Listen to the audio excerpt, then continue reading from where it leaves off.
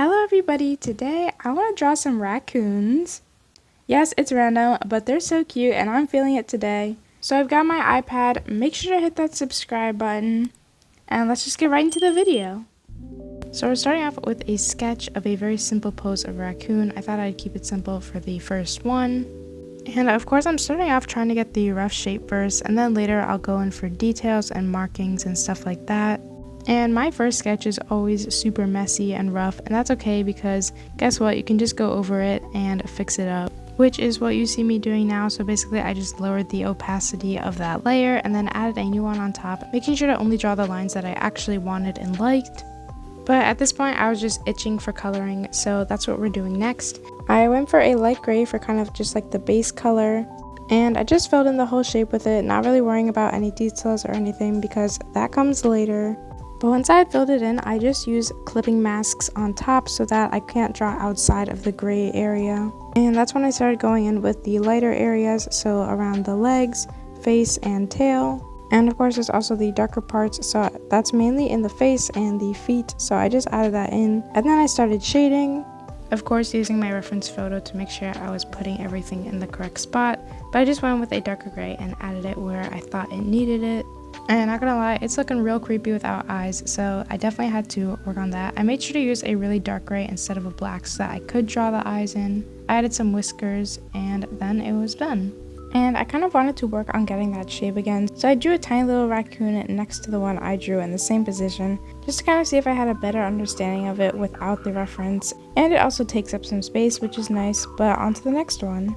So for this one, I wanted to do a close-up of just like the head. You can kind of see what I'm going for through my reference photo.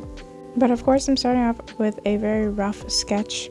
Just trying to get the basic shapes down and get the overall feel of a raccoon. And then I go over with the better and cleaner sketch. And I could already tell that this one was such a cutie, so I was excited to get to coloring. And of course I'm starting off with the gray base coat, and for the bottom I just kind of blended it out. I didn't know if I wanted a harsh line or not, but I decided to just have it kind of end there. And then I went in again with the lighter fur and then the darker fur after that. Again, not really worrying about shading or details yet, and just trying to get like the basic colors down. But once I did, I moved on to the ears and gave them some shading, and then I just kind of worked on the fur. I tried to use small quick motions when coloring to actually try to make it look like fur. Did it work? That's up for you to decide. But yeah, I kind of just kept working with it and adding to it until I was happy. Again, I'm going with the eyes because it definitely needs them. And I tried to give it some pretty juicy highlights just like in the picture because it definitely helps with the cuteness. I finished up with the nose and then it was on to the next one. So while I was looking for references, I came across this super cute raccoon just slumped over a tree. And it explained my mood perfectly, so I knew I had to draw it. And it was a little bit of a challenge to make everything look as relaxed as it did in the picture. And I did kind of simplify some things, especially the legs, just because I thought they were so much cuter that way. But yeah, I just used the same process as always. And this one actually went by pretty quickly. Here I'm already working on the colors and pretty soon already on the shading.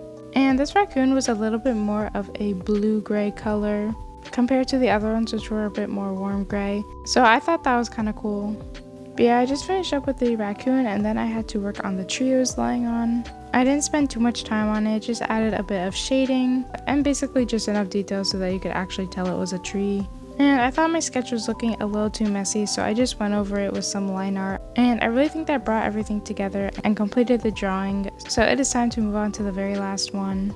And I just went for another super simple sketch here. I didn't even have a reference, I was just going off of what my brain was telling me to.